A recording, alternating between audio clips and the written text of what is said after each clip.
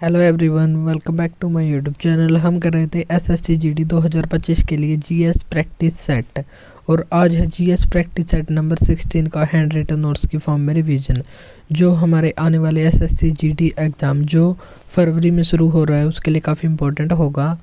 और अगर आप हमारे चैनल पर नए हैं तो चैनल को सब्सक्राइब जरूर करें ताकि डेली आपको ऐसी क्लास मिलती रहे। और 16वें प्रैक्टिस सेट का रिवीजन करने से पहले हम जो 15वें सेट के 5 इंपॉर्टेंट क्वेश्चन हैं उनका रिवीजन करेंगे। तो रिवीजन का फर्स्ट क्वेश्चन है, वैजयंती माला को पद्म विभूषण 2024 किस नृत्य के लिए दिया गया था? भरतनाट्यम क्लासिकल डांस के लिए। भारत की पहली पैरालंपिक गोल्ड विजेता कौन है? तो ये है मुरलीकांत पेटकर, जिनको 1972 में दिया गया था। मराठा साम्राज्य के पहले पेशवे का नाम क्या था? बालाजी विश्वनाथ, जो 1713 से 1720 तक थे। भद्रा नेशनल पार्क ये कर्नाटक में है। और पीएम किसान मानधन योजना ये 2019 में शुरू हुई थी। तो आज का प्रैक्टिस सेट नंबर 16 का फर्स्ट क्वेश्चन है, अजंता की गुफाएं कहाँ पर स्थित है? तो ये महाराष्ट्र में स्थित है। और महाराष्ट्र में भी औरंगाबाद, जिसका नया नाम हो गया संभाजी नगर, तो यहाँ पर स्थित है। और ये बौद्ध चित्रकला के लिए काफ़ी फेमस है और इसको यूनेस्को में 1983 में शामिल किया गया था। और ये नदी के किनारे, तो नदी का नाम है वाघोरा नदी। और यहाँ पर 25 विहार और 4 चैत्य हैं, यानी कि टोटल 29 गुफाएं हैं जो बौद्ध चित्रकला से संबंधित हैं। एलोरा की गुफाएं ये महाराष्ट्र में, और यहाँ पर टोटल 34 गुफाएं हैं। इनमें से 17 गुफाएं हिंदू धर्म से संबंधित है, 12 बौद्ध धर्म से और 5 जैन धर्म से संबंधित हैं। और इनको यूनेस्को में 1983 में शामिल किया गया था। और सह्याद्री पर्वतमाला पर ये स्थित है। नेक्स्ट है एलिफेंटा की गुफाएं। अब हम देख लेते हैं कुछ महत्वपूर्ण गुफाएं। एलिफेंटा की गुफाएं ये महाराष्ट्र में हैं। बराबर की गुफाएं ये बिहार में है। उदयगिरी की गुफा ये ओडिशा में है। और ओडिसी क्लासिकल डांस का उल्लेख हमें उदयगिरी की गुफाओं से ही मिलता है।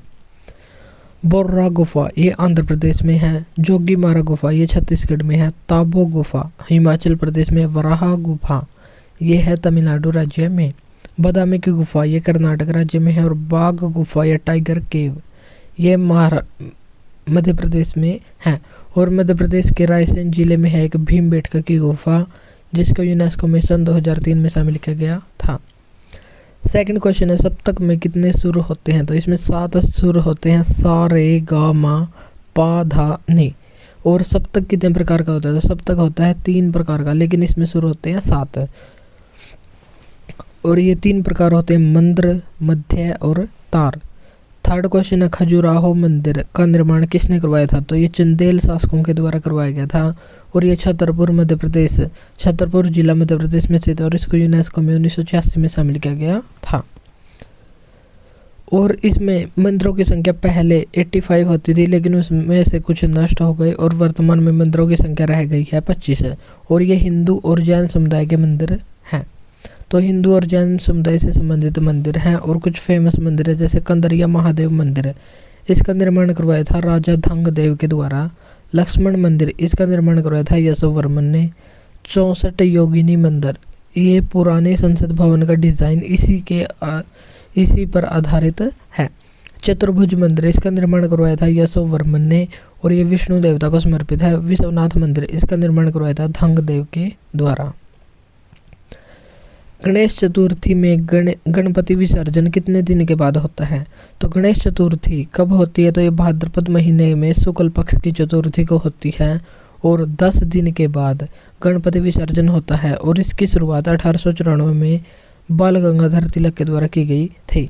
अब हम देख लेते हैं कुछ महत्वपूर्ण फेस्टिवल जो कितने दिन के होते हैं। जैसे हॉर्नबिल फेस्टिवल ये नागालैंड राज्य में 1 से 10 दिसंबर तक मनाया जाता है। और ये 10 दिन का फेस्टिवल है। रज पर्व होता है 3 दिन का, धरती माता का मासिक चक्र। और ये उड़ीसा में मनाया जाता है। अगर ऑप्शन में 3 है तो हम 3 को राइट आंसर मानेंगे। कभी कभी 3 ऑप्शन में नहीं होता तो हम 4 को आंसर मानेंगे, क्योंकि चौथे दिन को काउंट नहीं किया जाता। बिहू ये 7 दिन का फेस्टिवल और ये असम में होता है। पोंगल 4 दिन का फेस्टिवल है और ये तमिलनाडु राज्य में होता है। और अट्टुकल पोंगल ये केरल में होता है। छठ पूजा 4 दिन का फेस्टिवल है, मुख्य रूप से बिहार राज्य में मनाया जाता है। बेसबॉल मैदान में पिचर का कार्य क्या होता है? तो पिचर का मतलब क्या होता है? तो पिचर का मतलब होता है गेंद फेंकना, और इसका मैदान डायमंड शेप का होता है और इसमें खिलाड़ियों की संख्या होती है 9। तो बेसबॉल 9 खिलाड़ी और एक मैच में 9 पारी होती है और प्रत्येक हाफ में 3 खिलाड़ी आउट होते हैं। और ये किस देश का नेशनल गेम है? तो ये अमेरिका का नेशनल गेम है। और फील्डिंग कितने प्रकार की होती है? तो इसमें 3 प्रकार की फील्डिंग होती है, आउटफील्ड, इनफील्ड और बैटरी। तो ये 3 प्रकार की फील्डिंग इसमें होती है बेसबॉल में, जिसका मैदान होता है डायमंड शेप का। बिलियर्ड्स खेल में टेबल पर 15 गेंद होती हैं और कुल बॉल की संख्या कितनी होती है? तो कुल बॉल होती हैं 22। इसमें एक होती है क्यू गेंद, 8 एक रंग की होती हैं और 7 गेंद पट्टी वाली होती हैं। इनमें एक येलो होती है, एक ग्रीन होती है, एक ब्राउन होती है, एक ब्लू, एक पिंक और एक ब्लैक। ब्लैक के 7 पॉइंट होते हैं, पिंक के 6, ब्लू के 5, ब्राउन के 4, ग्रीन के 3 और येलो के 2। तो ये इनके पॉइंट होते हैं और इनकी संख्या होती है 1 1 1। नेक्स्ट है 7वां क्वेश्चन, कथक में खड़े होने की मुद्रा के लिए किस शब्द का प्रयोग किया जाता है? तो ये किया जाता है ठाट। और उत्तर प्रदेश में ये मुगल परंपरा से आधारित था और ठाट को विकसित करने का श्रेय विष्णु नारायण भातखंडे को जाता है और इसने 10 ठाटों का वर्णन किया था। और ठाट का यूज सितार वादन में किया जाता है। और ठाट होता क्या है? ठाट होता है राग के विभाजन की पद्धति और कथक को पुनर्जीवित करने का श्रेय लेडी लीला सोखे को जाता है। 8वां क्वेश्चन है, नगर पालिकाओं से संबंधित भाग कौन सा है? तो नगर पालिकाओं से संबंधित भाग है भाग 9A, जो अनुच्छेद 243 से 243 ZG तक है। और भाग 9B सहकारी समिति से संबंधित है, अनुच्छेद 243 ZH से 243 ZT तक। और भाग 9 में पंचायत का वर्णन है, अनुच्छेद 243 से 243 O तक। और भाग 8 इसमें संघ राज्य क्षेत्र है, 239 से 242 अनुच्छेद तक। अनुच्छेद 243 के 5वें भाग के अनुसार नगर पालिका सदस्य बनने की न्यूनतम आयु कितनी होनी चाहिए? तो ये होनी चाहिए 21 वर्ष। और भाग 9A इसमें नगर पालिका का उल्लेख है, जो 74वें संविधान संशोधन 1992 से संबंधित है। और 74वां संविधान संशोधन ये लागू हुआ था 1 जून 1993 को। जो नगर पालिका का प्रमुख होता है उसे क्या कहते हैं? तो उसे मेयर या महापौर कहते हैं। अनुच्छेद 243Q इसमें नगर पालिका का एक संविधान होता है। अनुच्छेद 243U इसमें नगर पालिका का कार्यकाल का वर्णन है। अनुच्छेद 243Y से हम याद करते हैं यील्ड। और इकोनॉमिक्स में यील्ड का मतलब होता है आय, यानी कि वित्त का उल्लेख, वित्त आयोग का उल्लेख, राज्य वित्त आयोग का उल्लेख 243Y में मिलता है। और पंचायतों के लिए 243G इस जी का मतलब होता है पार्ले जी, और पार्ले जी खाने से हमको मिलते हैं शक्ति। तो पंचायत की शक्तियों का उल्लेख है 243G में। अंतर्राज्यीय परिषद का गठन कौन करता है? तो ये करता है राष्ट्रपति और इसका अध्यक्ष होता है प्रधानमंत्री। और अब तक गठन किया गया है, तो ये गठन किया गया था 28 मई 1990 को। और सिफारिश की गई थी सरकारी आयोग की सिफारिश पर। और सरकारी आयोग की स्थापना हुई थी 1983 में, लेकिन इसने अपनी रिपोर्ट पेश की थी 1988 में। और अंतर्राज्यीय परिषद का गठन हो चुका है 28 मई 1990 को। और अंतर्राज्यीय जल विवाद इसका उल्लेख है अनुच्छेद 262 में। अंतर्राज्यीय परिषद के लिए सचिवालय का गठन कब किया गया था? 1991 में किया गया था। 11वां क्वेश्चन है, बॉम्बे प्रेसिडेंसी एसोसिएशन का गठन कब और किसने किया था? तो इसका गठन 1910 में किया गया था। फिरोज शाह मेहता और तैयब और तेलंग के द्वारा इसका स्थापना की गई थी। और फिरोज शाह मेहता की मृत्यु के बाद ही कांग्रेस और मुस्लिम लीग के बीच में समझौता हुआ था। और गरम और नरम दल 2 दल थे और इनका विभाजन हुआ था 1907 के सूरत अधिवेशन में, जिसकी अध्यक्षता थी रास बिहारी घोष ने। और गरम और नरम दल और कांग्रेस और मुस्लिम लीग के बीच में विलय यह समझौता हुआ था 1916 के लखनऊ अधिवेशन में, जिसकी अध्यक्षता की थी अंबिका चरण मजूमदार के द्वारा। और गरम और नरम दल को विलय करने का प्रयास किसने किया था? तो ये बाल गंगाधर तिलक और एनी बेसेंट के द्वारा किया गया था।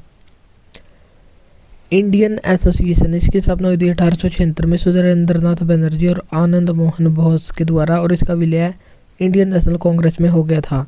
ईस्ट इंडिया एसोसिएशन इसकी स्थापना 1966 में दादा भाई नौरोजी के द्वारा की गई थी।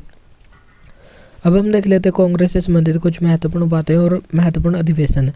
इंडियन नेशनल कांग्रेस की स्थापना हुई थी 28 दिसंबर 1885 को ए.ओ. ह्यूम ने, और इसमें वाइसराय थे डफरिन। और 1885 में पहला अधिवेशन हुआ था बम्बई में, और इसकी अध्यक्षता की थी व्योमेश चंद्र बनर्जी ने। 1886 में दूसरा अधिवेशन हुआ था कलकत्ता में, जिसकी अध्यक्षता की थी दादा भाई नौरोजी ने, और दादा भाई नौरोजी ने कांग्रेस की अध्यक्षता 3 बार की थी। 1887 में हुआ तीसरा अधिवेशन मद्रास में, और बदरुद्दीन तैयब जी ने अध्यक्षता की, और ये पहले मुस्लिम अध्यक्ष बने थे। और दादा भाई नौरोजी ये पहले पारसी अध्यक्ष बने थे, और व्योमेश चंद्र बनर्जी ये पहले अध्यक्ष बने थे। और कांग्रेस के पहले अंग्रेज अध्यक्ष ये बने थे जॉर्ज यूल। इलाहाबाद अधिवेशन 1888 में। गांधी जी ने कांग्रेस की अध्यक्षता कब की थी? 1924 के बेलगांव अधिवेशन में, और बेलगांव कर्नाटक में स्थित है। श्रीनिवास अयंगर, इसने नॉर्थ ईस्ट जो गुवाहाटी में इंडियन नेशनल कांग्रेस का अधिवेशन हुआ था 1926 में, उसकी अध्यक्षता की थी। 1929 में लाहौर अधिवेशन की अध्यक्षता की थी पंडित जवाहरलाल नेहरू ने, और इसमें पूर्ण स्वराज की मांग को उठाया गया था। 1917 में कलकत्ता अधिवेशन में पहली महिला अध्यक्ष बनी थी एनी बेसेंट, जो आयरलैंड की रहने वाली थी। और सबसे लंबे समय तक कांग्रेस के अध्यक्ष रहे थे अबुल कलाम आज़ाद, और ये सबसे कम उम्र में कांग्रेस के अध्यक्ष बने थे। अबुल कलाम आज़ाद कांग्रेस के अध्यक्ष बने थे, और ये एक विशेष अधिवेशन दिल्ली में बुलाया गया था। और जिस समय ये अध्यक्ष बने थे सबसे युवा, उस समय इनकी आयु थी 35 वर्ष, और भारत रत्न लेने से इन्होंने मना कर दिया था। और ये स्वतंत्र भारत के पहले शिक्षा मंत्री भी बने थे। इंडियन नेशनल कांग्रेस के पहले मुस्लिम अध्यक्ष ये थे बदरुद्दीन तैयब जी। और इंडियन नेशनल कांग्रेस की पहली महिला अध्यक्ष, तो पहली महिला अध्यक्ष बनी थी 1917 में कोलकाता अधिवेशन की एनी बेसेंट, जो आयरलैंड की रहने वाली थी। लेकिन पहली भारतीय महिला अध्यक्ष ये बनी थी 1925 में कानपुर अधिवेशन सरोजनी नायडू। यानी कि 1917 में अगर हम 8 को जोड़ेंगे तो 1925, और 1925 में 8 जोड़ेंगे तो 1933, तो 8 जोड़ते जाना है। तो 3 महिलाओं के द्वारा अध्यक्षता की गई थी कलकत्ता अधिवेशन 1933, और नलिनी सेन के द्वारा अध्यक्षता की गई थी। इंडियन नेशनल कांग्रेस के किस अधिवेशन में पहली बार किसी महिला ने भाग लिया था? तो ये लिया था कादम्बिनी गांगुली ने 1889 में। स्वतंत्र भारत में कांग्रेस की पहली महिला अध्यक्ष ये बनी थी 1959 में इंदिरा गांधी। और स्वतंत्रता के समय कांग्रेस के अध्यक्ष कौन थे? तो ये बताना आपको कमेंट बॉक्स में। तो ये कौन थे? 14वां क्वेश्चन है प्रेयरीज घास के मैदान, ये कहाँ पर है? तो ये मूल अमेरिकियों की मातृभूमि कहलाते हैं। कैंटरबरी घास के मैदान ये है न्यूजीलैंड में। वेल्स घास के मैदान साउथ अफ्रीका में है। पंपाज अर्जेंटीना में। स्टेपी ये यूरोप और एशिया में है, यूरो एशिया जिसको कह सकते हैं। सवाना अफ्रीका में है। लानोज घास के मैदान वेनेजुएला में है। डाउन्स घास के मैदान ये ऑस्ट्रेलिया में है, और ऑस्ट्रेलिया में चक्रवात को विली विलीज कहते हैं। कंपोज घास के मैदान ये ब्राज़ील में है। पुस्ताज घास के मैदान हंगरी में, और विद्दा घास के मैदान ये श्रीलंका देश में है। हिमालय में पर्वतमाला की संख्या कितनी है?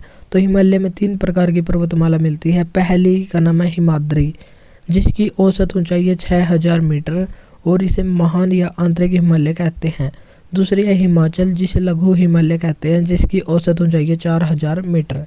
तीसरी है शिवालिक हिमालय, जिसको शिव की चोटी के नाम से भी जानते हैं, और इसको कहते हैं बाहरी हिमालय, और इसकी औसत ऊंचाई 1000 मीटर है। कौन सा ग्लेशियर गौरी गंगा नदी का स्रोत है, जो काली नदी की एक महत्वपूर्ण सहायक नदी है? तो ये ग्लेशियर है मिलम ग्लेशियर, जो उत्तराखंड राज्य में स्थित है। और भारत का सबसे बड़ा ग्लेशियर जिसकी लंबाई है 76 किलोमीटर, और ये सियाचिन ग्लेशियर है, जो नुब्रा नदी घाटी में स्थित है। और ये संसार की सबसे ऊंची युद्ध भूमि भी कहलाता है, जहाँ पर -56 डिग्री सेल्सियस तापमान रहता है। दुनिया का सबसे बड़ा ग्लेशियर है 400 किलोमीटर लंबा है लैम्बर्ट, जो अंटार्कटिका महाद्वीप में स्थित है। 17वां क्वेश्चन है आरबीआई की मौद्रिक नीति का प्राथमिक उद्देश्य क्या है? तो मूल्य स्थिरता को बनाए रखना इसका मुख्य उद्देश्य है। और मौद्रिक नीति समिति 27 जून 2016 को इसका गठन किया गया था, और 4 साल के लिए इसका गठन होता है, और वर्ष में कम से कम 4 बैठक होनी चाहिए, यानी कि प्रत्येक 3 महीने में 1 बैठक होना अनिवार्य है। और इसकी समीक्षा द्विमासिक होती है, यानी कि प्रत्येक 2 महीने में ये अपनी रिपोर्ट को जारी करता है, जिसमें ये रेपो रेट को कम या ज़्यादा करता है ताकि महंगाई स्थिर रह सके। और इसमें जो सदस्य होते हैं उनकी संख्या होती है 6, जो 3 आरबीआई से और 3 भारत सरकार से लिए जाते हैं। और इसके अध्यक्ष आरबीआई का गवर्नर होता है। और आरबीआई के गवर्नर वर्तमान में कौन है? तो ये है संजय मल्होत्रा। और केंद्रीय निदेशक मंडल, इसमें 21 सदस्य होते हैं। 18वां क्वेश्चन है HDI ह्यूमन डेवलपमेंट इंडेक्स, इसको किसने विकसित किया था? तो 1990 में महबूब अल हक और अमर्त्य सेन के द्वारा विकसित किया गया था। महबूब अल हक ये पाकिस्तान के व्यक्ति हैं। और अब की बार जो 2022 का इंडेक्स 2024 में पेश किया गया है, उसमें भारत की रैंक 134वीं और इसको UNDP के द्वारा जारी किया जाता है। और इसमें 3 स्तर हैं, तो स्वास्थ्य, प्रति व्यक्ति आय और जीवन प्रत्याशा। तो साक्षरता, जीवन प्रत्याशा और प्रति व्यक्ति आय, इसके 3 आधार हैं, तो यहाँ पर साक्षरता आएगा, स्वास्थ्य नहीं। और ह्यूमन डेवलपमेंट इंडेक्स, इसको जारी करने वाला कौन है? UNDP के द्वारा जारी किया जाता है, जिसकी स्थापना 1965 में हुई थी और इसका हेडक्वार्टर न्यूयॉर्क अमेरिका में स्थित है। एक साइंस का क्वेश्चन है, विद्युत धारा का पता लगाने के लिए उपयोग किया जाने वाला उपकरण कौन सा है? तो विद्युत धारा का मापने वाला यंत्र है एमीटर, लेकिन विद्युत धारा का पता लगाने के लिए गैल्वेनोमीटर का यूज़ किया जाता है। अब हम देख लेते कुछ महत्वपूर्ण यंत्र, जैसे अल्टीमीटर ऊंचाई मापने के लिए यूज़ होता है। फैदोमीटर, जैसे गहराई, समुद्र की गहराई मापनी हो तो गहराई मापने के लिए फैदोमीटर। मैनोमीटर, गैस की दाब मापने के लिए। अनीमोमीटर, इस वायु वेग का मापने के लिए। लक्स मीटर, प्रकाश की तीव्रता का मापने के लिए। नेफोमीटर, यह होता है बादलों की गति या दिशा को मापने के लिए। हाइग्रोमीटर और हाइड्रोमीटर, तो ये बताना आपको कमेंट बॉक्स में। हाइग्रो का मतलब होता है आर्द्रता मापने वाला यंत्र। और कुछ वैज्ञानिक आविष्कार, ये भी हमको करने हैं याद। 20वां क्वेश्चन है, मनुष्य के सभी गुणसूत्रों में कितने गुणसूत्र लिंग सूत्र होते हैं? तो ये होते हैं 2 या 1 जोड़ी भी हम इसको कह सकते हैं। और मानव में कुल क्रोमोसोम, ये गुणसूत्र की संख्या होती है 46, जिसमें से 22 जोड़ी अलिंग होते हैं और 23वीं जोड़ी को लिंग गुणसूत्र या सेक्स क्रोमोसोम कहते हैं। और अगर XX गुणसूत्र हो तो लड़की होगी, और अगर XY गुणसूत्र हो जो 23वीं जोड़ी होती है तो लड़का होगा। तो ये होता है गुणसूत्र। और आपको बताना है कि गुणसूत्र की खोज किसके द्वारा की गई थी। तो ये था हमारा 16वीं क्लास का रिवीजन। अगर क्लास अच्छी लगी तो इसको लाइक और शेयर ज़रूर करें। और इस क्लास की PDF के लिए हमारे व्हाट्सएप नंबर पर कॉन्टैक्ट करें, जिसका लिंक वीडियो के डिस्क्रिप्शन बॉक्स में दिया हुआ है। तो आज के लिए इतना ही, मिलता है नेक्स्ट वीडियो में। Thank you.